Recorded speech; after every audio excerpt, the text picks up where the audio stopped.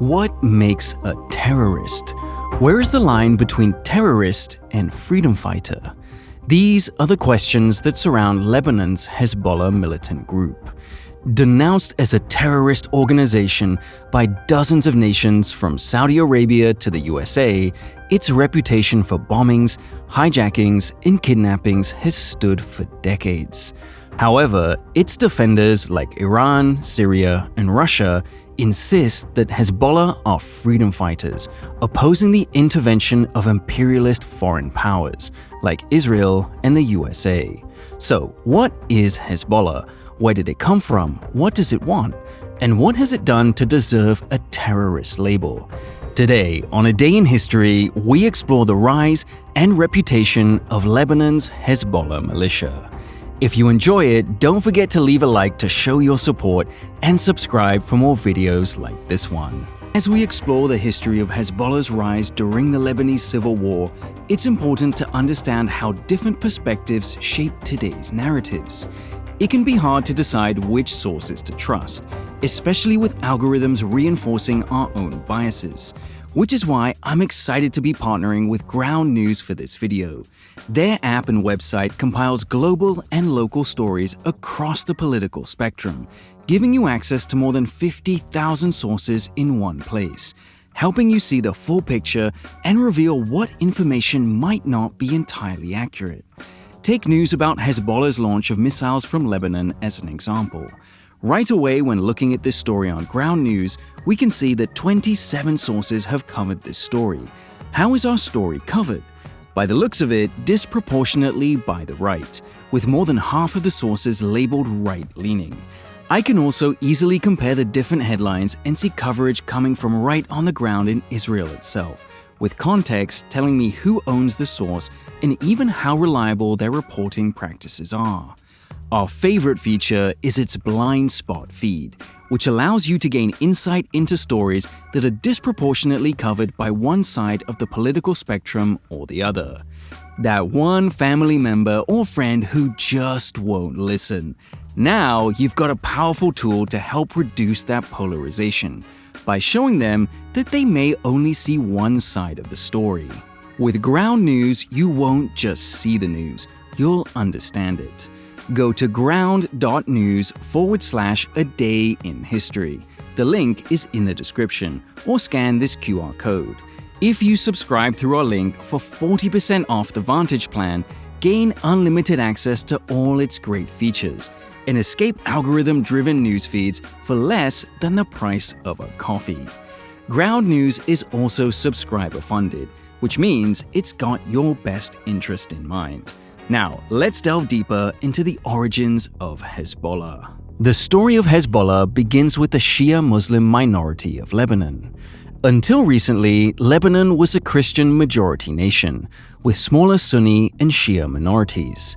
The Shia have historically been the smaller group, with high levels of economic inequality and low levels of political representation or power. They traditionally inhabited Southern Lebanon and the Northern Bekaa Valley, placing them near the border with Israel after 1948. Unresolved religious conflict in Lebanon led to a civil war between the Lebanese government and several rival factions in 1975 that stretched on for the next 15 years. With Christians, Shias, and Sunnis taking up arms in a multi-factional struggle, backed by various foreign powers including Iran, Syria, and the US, it was one of the most complex conflicts of the 20th century. The chaos allowed Palestinian militants of the PLO, displaced from Palestine itself, to set themselves up in southern Lebanon.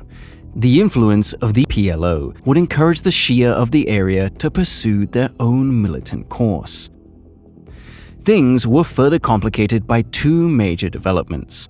First, the Islamic Revolution in Iran in 1978-9 triggered a wave of revolutionary Islamic fervor across the Shia world.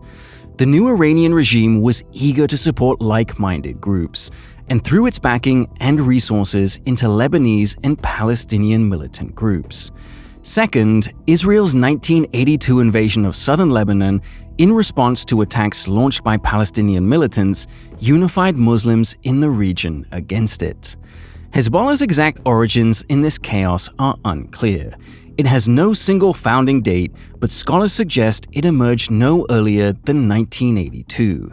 Other scholars insist that the elements that made up Hezbollah can't be called a unified organization before 1985 or so. However, modern Hezbollah is certainly descended from the tapestry of Shia militant groups that emerged in response to the 1982 Israeli invasion, and we'll be taking that earlier date for our video. Hezbollah drew much of its early support from disillusioned members of the Amal Shia political movement, who would be Hezbollah's rival in its early years. The Amal movement diverged from Hezbollah on the issue of the Palestinians. Their presence in southern Lebanon was becoming unpopular with the locals, who saw them as troublesome and inviting attacks by Israel. Amal positioned itself as anti-Palestinian, while Hezbollah chose solidarity with them. This disagreement led to open conflict between Amal and Hezbollah from 1985 to 1988 in the War of the Camps, where Amal targeted Palestinians in Lebanon to undermine their influence, while Hezbollah fought to protect them. New fighting erupted in February 1988 between Hezbollah and Amal over the former's kidnapping of an American colonel working for the UN. More on that later. Amal thought that Hezbollah's actions were more trouble than they were worth, and felt that such a high-profile action was done to challenge Amal's position. The resulting War of the Brothers pit Hezbollah and Amal against each other again, but Hezbollah proved to be far more capable on the battlefield. By January 1989, Amal had suffered significant battlefield losses, and a truce was brokered with Hezbollah emerging as the victor. In 1990, the wider Lebanese civil war was brought to an end, with the Saudi-brokered Taif Accords, which overhauled the power balance in Lebanon, balanced the influence of Christian and Sunni Muslims, and called for the total disarmament of the many militant groups in the country. By that point, though, Hezbollah was the most powerful military group in southern Lebanon, and had no desire to lay down its arms.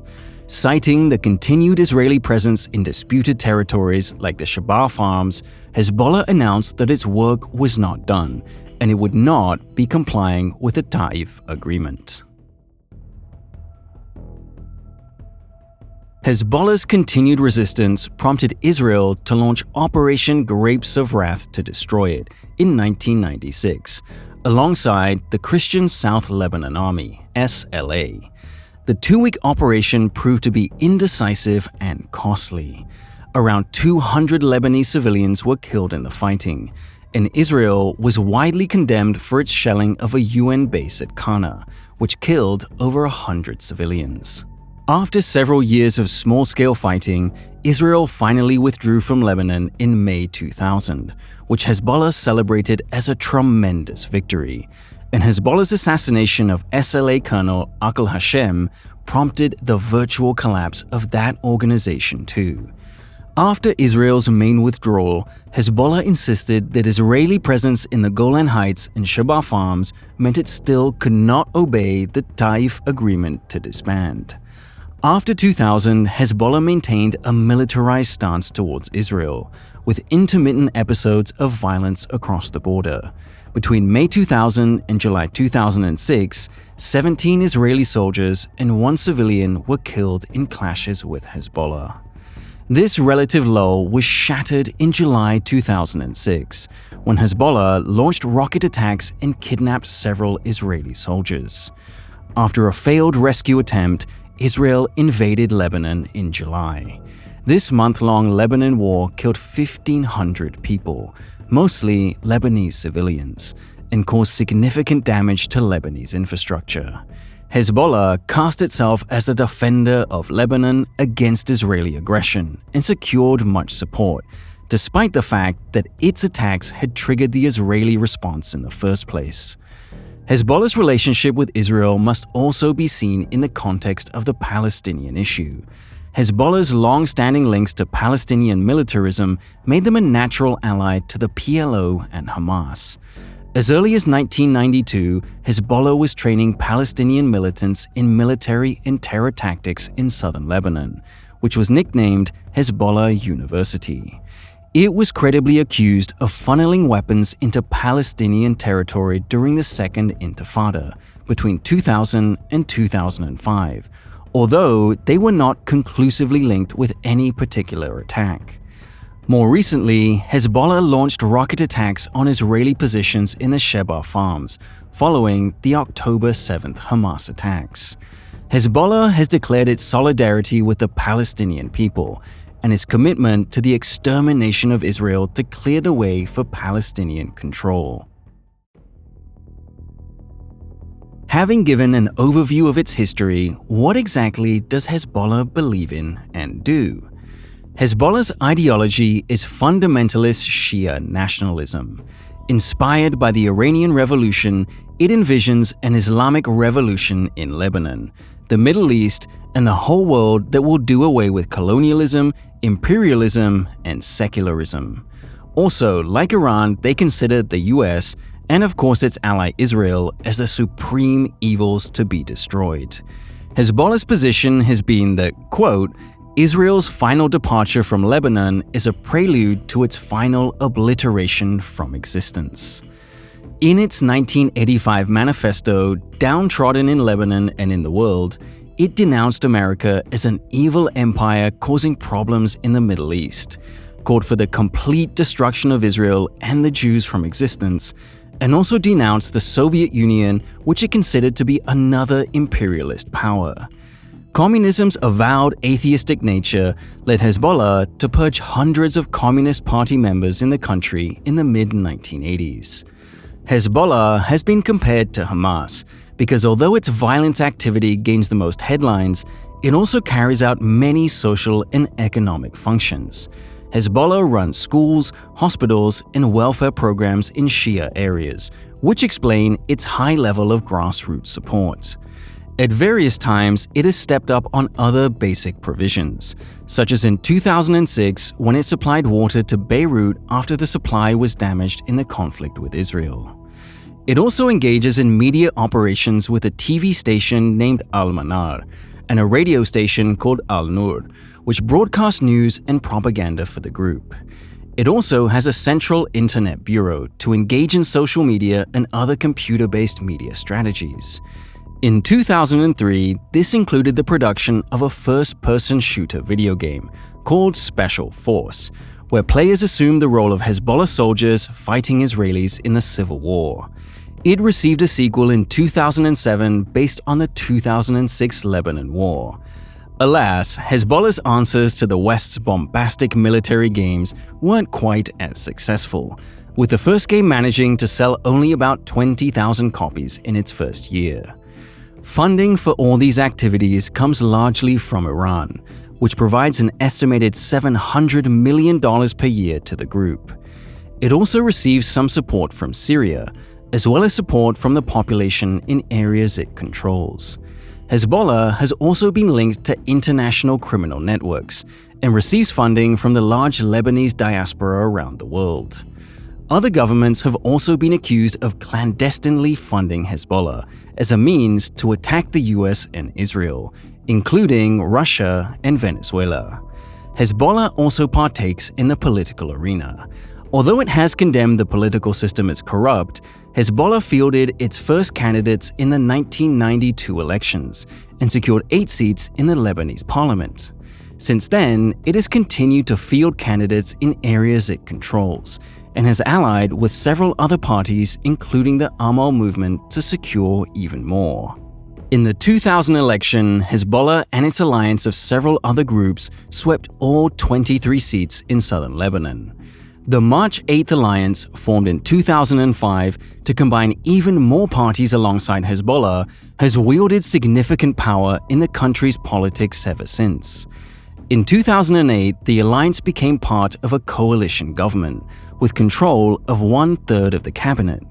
In the most recent election in 2018, Hezbollah claimed 15 of the parliament's seats for itself, with 70 of the 128 total seats going to the alliance.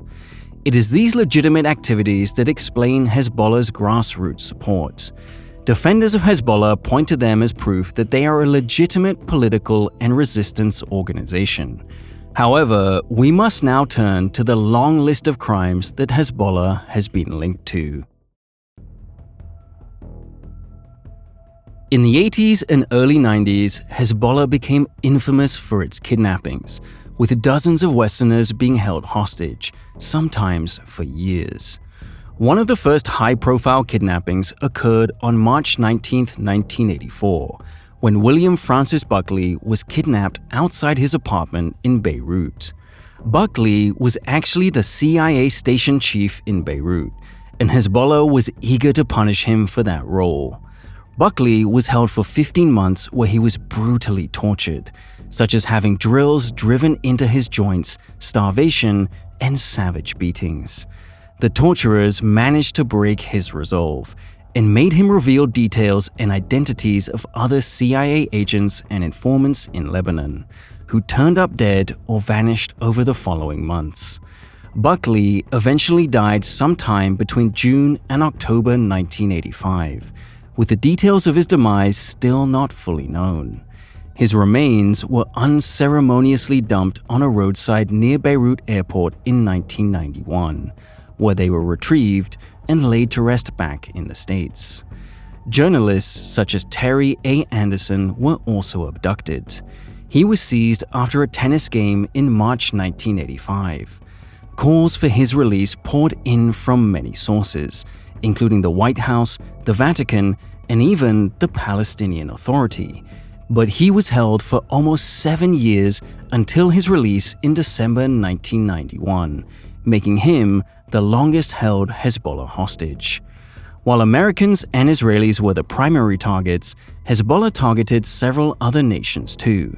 British journalist John McCarthy was kidnapped in April 1986 while attempting to leave the country.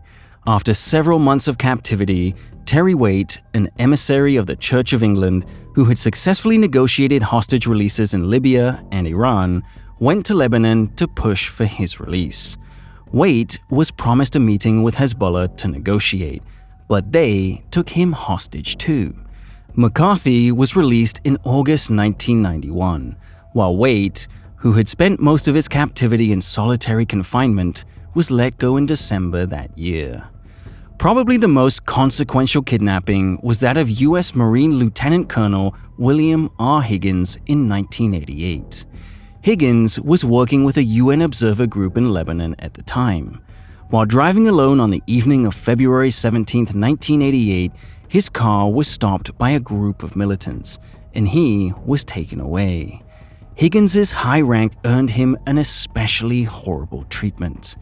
The details of what happened are unclear, but footage of a beaten and bloodied Higgins was used in Hezbollah propaganda over the following months. They accused Higgins of being a war criminal and organizing anti-resistance activities. It was this high-profile kidnapping that set off the War of the Brothers with Amal, partially because Amal felt that such an attack was needlessly antagonistic towards the UN. This wasn't enough to solve the situation though, and on July 31, 1989, Hezbollah released a video claiming to show Higgins's execution by hanging.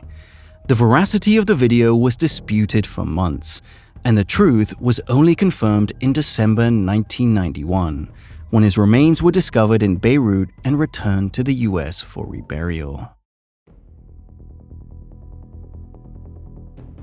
Expanding the kidnapping of individuals to that of entire planes, Hezbollah were prolific plane hijackers in the 1980s. On December 4, 1984, 4 Lebanese militants linked to Hezbollah hijacked Kuwait Airlines Flight 221 between Kuwait City and Karachi.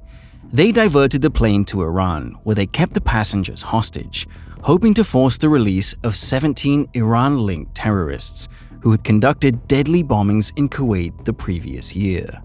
The hostage situation dragged on for 6 days. Several hostages, mostly children or Muslims, were released over the course of the crisis, but not everyone was so fortunate. 2 US officials from the Agency for International Development, Charles Hegner and William Stanford, were executed by the hijackers and their bodies dumped on the runway. On December 10th, Iranian security forces stormed the plane and rescued the remaining hostages. However, none of the hijackers were killed. They were taken into custody, and despite Iran's promises that they'd be put on trial, they were quickly released without any charges. It is believed that Iran could have been behind the attack, or at least approved of it. Several passengers also alleged that the hijackers had received weapons and equipment upon landing in Tehran, which further suggests Iranian backing. A similar ordeal befell Transworld Airlines Flight 847 on June 14, 1985, when it was hijacked en route from Cairo to San Diego. It was seized shortly after takeoff from a stopover in Athens and diverted to Beirut by 2 Lebanese hijackers who demanded the release of almost 800 Lebanese and Palestinian militants held by Israel. Similarly to Flight 221, passengers of American origin were singled out for abuse, and survivors reported that all passengers with Jewish-sounding names were separated out. The hijackers also beat any military personnel on the flight, of which there were several. This included US Navy diver Robert Stetham, who was brutally beaten before being executed with a shot to the head. The hostages were finally released on June 30th, following high-level negotiations. But once again, the perpetrators were never caught. Intelligence officials and scholars are confident that the perpetrators were members of Hezbollah, but to this day, they deny any involvement. Hezbollah has also been prolific in the staple violence of terror groups, bombing. In November 1982, a Hezbollah agent killed 75 Israelis and 14 Arab prisoners, with a car bomb attack in Tyre. Then in April 1983, another Hezbollah car bomb exploded at the US Embassy in Beirut, claiming 63 lives. However, by far the most infamous Hezbollah-linked attack came with the Beirut barracks bombing on October 23, 1983. Just after 6 a.m., a truck containing thousands of pounds of explosives burst through the gate of the US barracks at the Beirut International Airport and detonated after driving into the HQ building. The US troops were there as part of a multinational peacekeeping mission. 241 of them, including 220 Marines, were killed along with a civilian in the single deadliest day for the US Marine Corps since the Battle of Iwo Jima. Minutes later, a second truck bomb exploded at the Dachau building elsewhere in Beirut, where the French contingent of the peacekeeping force was stationed, killing 58 French paratroopers and another 5 civilians. The attack was claimed by the Islamic Jihad Organization, IJO, which is widely considered to be a subgroup of Hezbollah. Attacks occurred outside of Lebanon too. In March 1992, 29 people were killed when another IJO attacker drove a bomb into the Israeli embassy in Buenos Aires.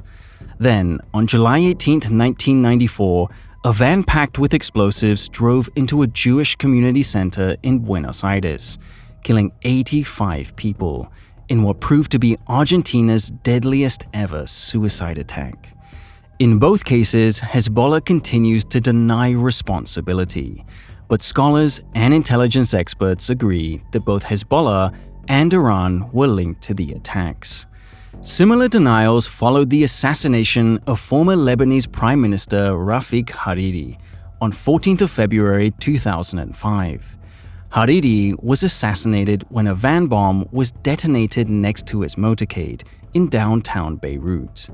UN investigators linked Hezbollah and the Syrian government to the attack, while Hezbollah blamed Israel. Whether one believes these denials will largely determine whether one agrees with a terrorist label. If Hezbollah truly is innocent of all the bombings, kidnappings, and hijackings that it has been linked to, then perhaps its reputation is undeserved. It is difficult to say that Hezbollah had no right to resist Israeli occupation of southern Lebanon, and the support the group enjoys from Lebanese people, especially Shias, doesn't have some legitimate basis. However, the evidence linking them to these many crimes is overwhelming and has convinced countries as diverse as Germany, Egypt, and Argentina of their terrorist status. Those who deny Hezbollah's terrorist status often share its enemies, namely the US and Israel, and in cases like Iran, Syria, and Russia, have long lists of alleged crimes of their own far worse than Hezbollah's. Hezbollah continues to dominate southern Lebanon and shows no signs of going anywhere anytime soon. As conflict continues in the Middle East, it seems inevitable that Hezbollah will continue to wage war against Israel and its allies, while continuing to deny that it has done any wrong in doing so.